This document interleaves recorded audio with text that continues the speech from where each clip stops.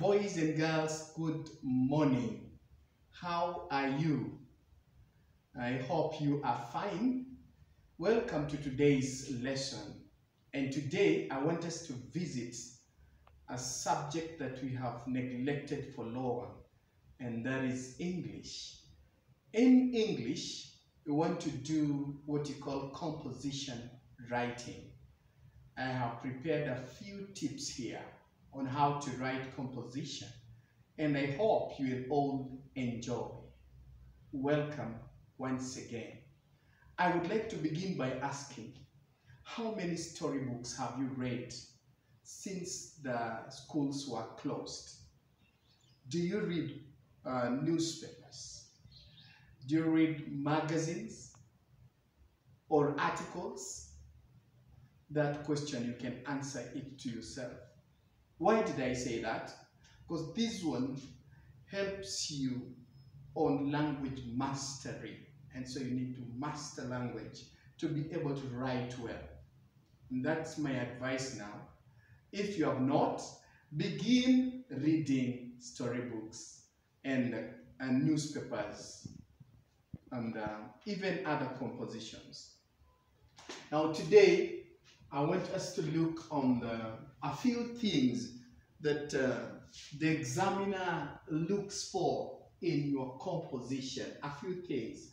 I will discuss three of them.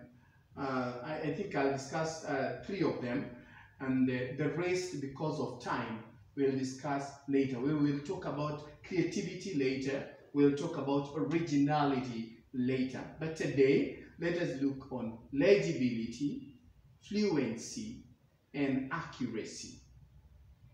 I hope you will understand and benefit from this. Now, so legibility is all about handwriting. Handwriting. That's what legibility is about. And what is handwriting? The way you carve letters. The way the letters clearly can be read with ease, without a problem. That is legibility. And when you talk about handwriting, and I have said we are talking about letters and words in a sentence. So we will talk about letters, how you write letters. We must talk about how we write words in a sentence, and we must also talk about the spacing. The spacing between words. The spacing between words. Remember, letters of the same word are written together. Letters of the same words are written together. But words are differentiated by putting a space between them. Spaces between them. The spaces do not need to be so large. They also don't need to be so small. They need to be standard spacing. My teacher of English taught me that my one finger is enough space between one word and another word.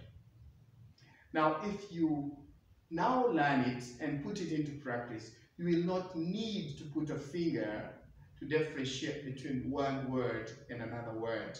You will have mastered the spacing. So boys and girls, listen carefully. When we talk about letters, we have the ascenders. When we talk about letters, you have the ascenders.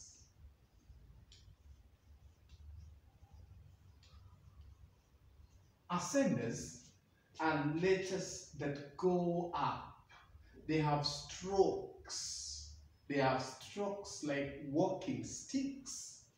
And so they must be straight and upright.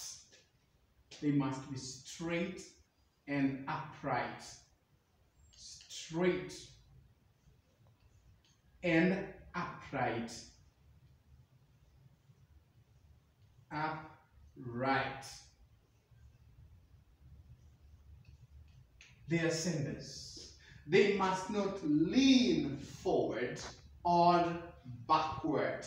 They must be straight and upright.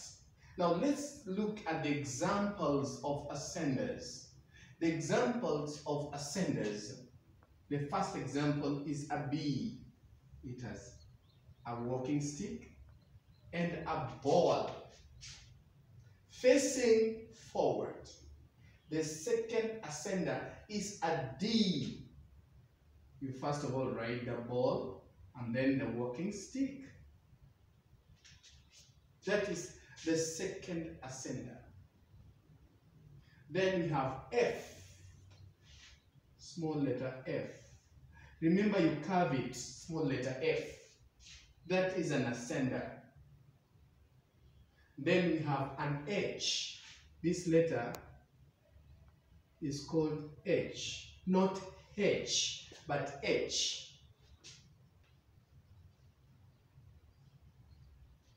Then we have K.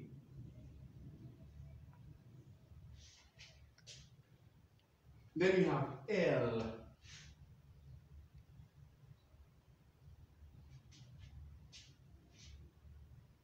Then we have T.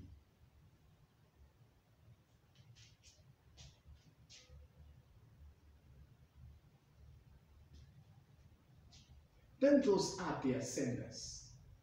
Those are the ascenders. You can see they are straight and upright, and they are curved smoothly, and they are pleasant. Apart from being pleasant, they can be read with ease from a distance. That is how we write ascenders. Type of lattice number 2 is called middle case. Middle case letters. I must be very careful. Middle case letters. Middle case letters are many and many. And middle case letters must be equal in size.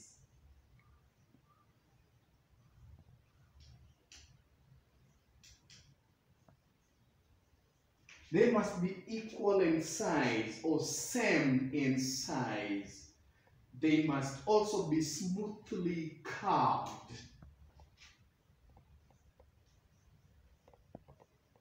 Smoothly curved.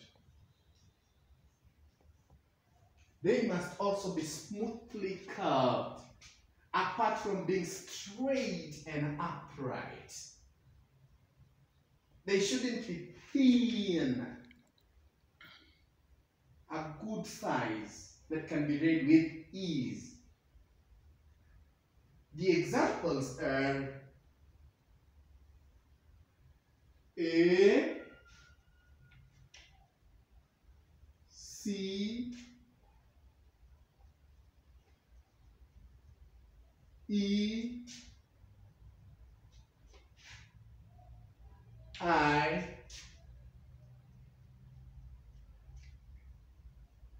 M, N, O, R, S, U, V, W, X, and Z.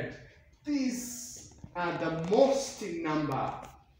They are called middle case letters.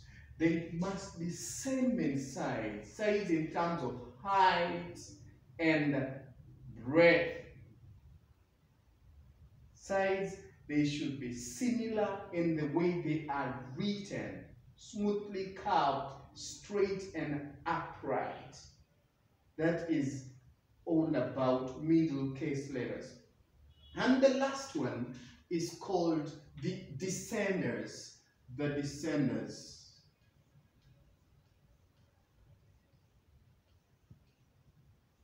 The descenders, just like the ascenders, the difference is that the descenders go below the line. They go below the line. Yeah. G, P, Q, Y. These are our descenders. They go below the line and they are carved. Those were the ones that are carved, the G and the Y are carved smoothly. They don't need to interfere with the letters of the next line below. They go below the line, but to a certain level, not to interfere with the letters below. So those are descendants. So these are the letters that we need to master how to write. Be careful. Legibility is an important thing in composition writing because that is the first impression that you give the examiner when they want to mark your composition. And because the impression is so important, you need to be able to make it attractive, fascinating. Yeah? To make the examiner love your composition. And once the examiner loves your composition, his attitude towards your composition is positive, and so you can entice him to give you more marks than he thought he would do. And so be very careful. This is not a child's thing. Boys and girls in class 8, work hard on shaping your letters. Now, talking about words, words should not be split. A word should be complete. The letters of that word should be kept together, boys and girls. Be very careful. And then you should space. I said standard spacing. So that is all about legibility. They must be legible. Now let's look at accuracy before we look at fluency, because fluency is a big vast. Accuracy is about all the elements of language, the elements of language, and these may include the word agreement or order. Word agreement or order. Is it perfect word agreement? Depending on the language patterns that we learn in language, in English language, depending on the language pattern. Yeah? Are the verbs and the subject agreeing? That's word order and agreement.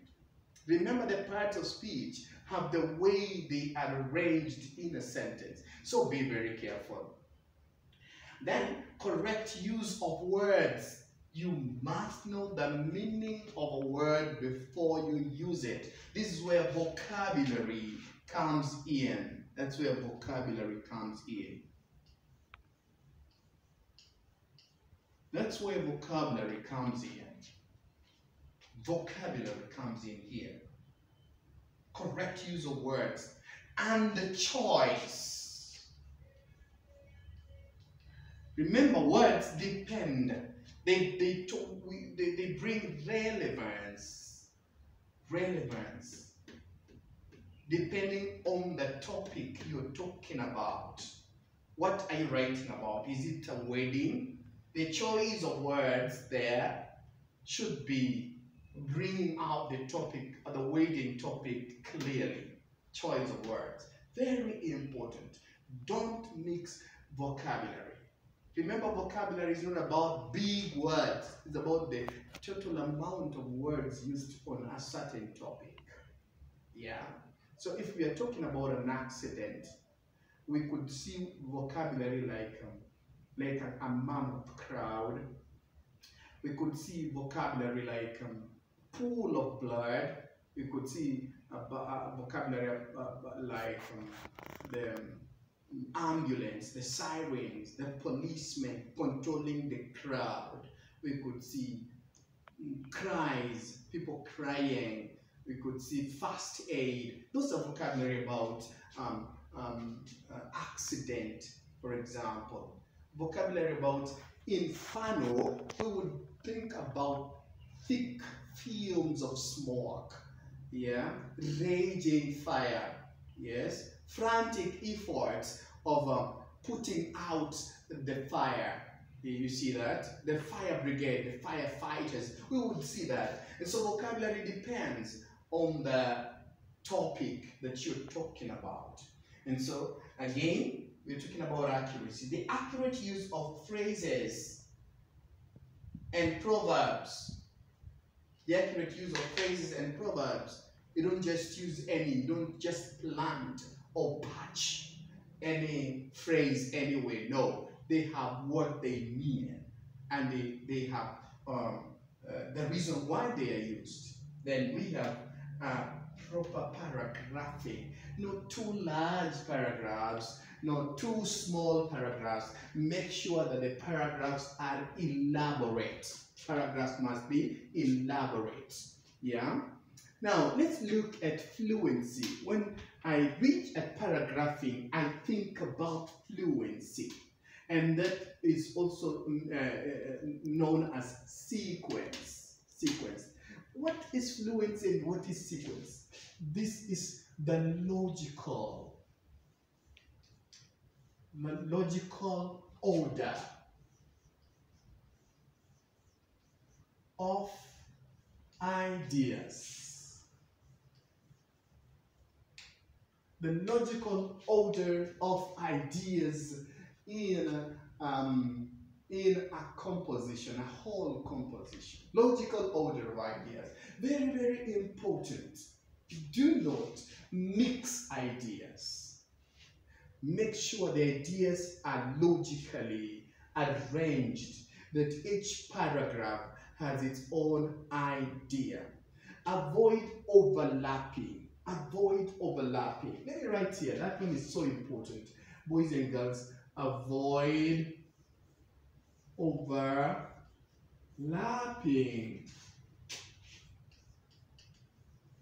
Avoid overlapping. What do I mean by avoiding overlapping?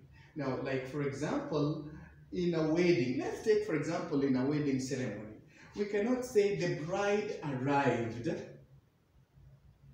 and then the decoration comes after the bride has arrived. Yeah, first things come first. Let not one overlap the other. That is what I mean by avoiding overlapping. Are we together? Avoid overlapping. Ideas should follow each other in a quick succession. Ideas should follow each other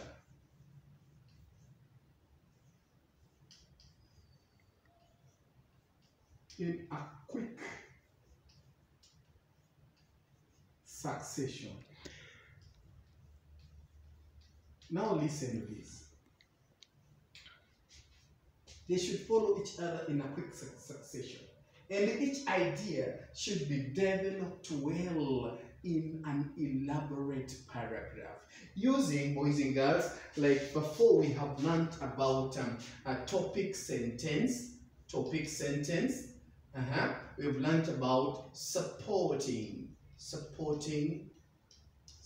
sentences, and then we've learned about closing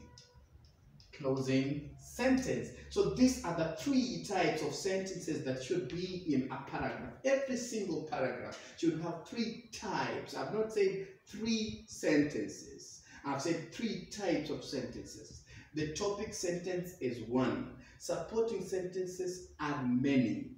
A closing sentence is one. And the topic sentence is the first one, followed by supporting sentences, and then followed by the closing sentence in each paragraph. So each idea is developed using these three types of sentences in a paragraph. Are we together? Now let's take for instance, the following story, boys and girls.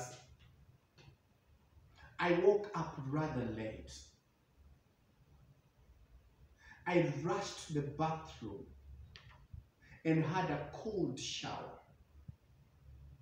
Quickly, I quickened my feet to my bedroom, where I put on my pair of shorts and hung my shirt.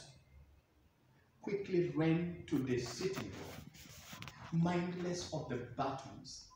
I gulped down a cup of tea and took my bag, bid mom and dad bye, and rushed to the gate. Outside the gate, I made a beeline for the stage. Reaching the stage, a mammoth crowd was there, waiting for the buses. When the first bus appeared, I tossed for the first goal and secured a seat near the window. Soon, the conductor asked for the fare. I realized I had forgotten fare. I begged to be allowed to be in the bus. But the ruthless conductor stopped the bus and asked me to go out. I began to walk on foot to school. Because I was running, I stumbled on a protruding stump of a tree, and fell on the adjacent pool of water. My uniform was soiled. I had to go back home to change. Now, boys and girls, you can see that story, how the events, the ideas are succeeding one another. That's what I call fluency. That's what I call fluency, boys and girls. Now, having known these basics, boys and girls, you can write a composition. Now, what is a good composition like? It must have an interesting introduction, captivating, to arrest the attention of the reader. Number two, the body that you give it must bring together your thoughts as a writer, must be brought together in a beautiful body of the composition.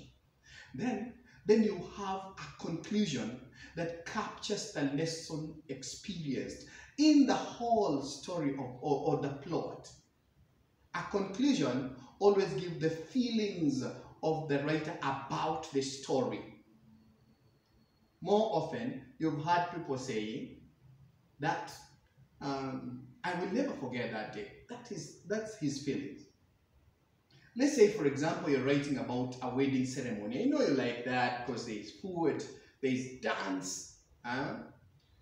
You must know who is wedding. Number one, who is wedding? Number two, where is the wedding taking place? Number three, when is it taking place? Is it happening? Number four, we must know how the preparations are. Number five, what role are you playing in the wedding? Number five, are there emerging issues that would interfere or color the wedding? And number seven, how did it end? Did you like it? Did it capture what you say? That's how we write a composition. Boys and girls, I have a lot inside of me to tell you about composition writing. But this is what I have for today because of time. I hope today you are becoming a skilled writer and will really consider this lesson to be an impetus to making you the best writer in the country. Thank you and God bless you.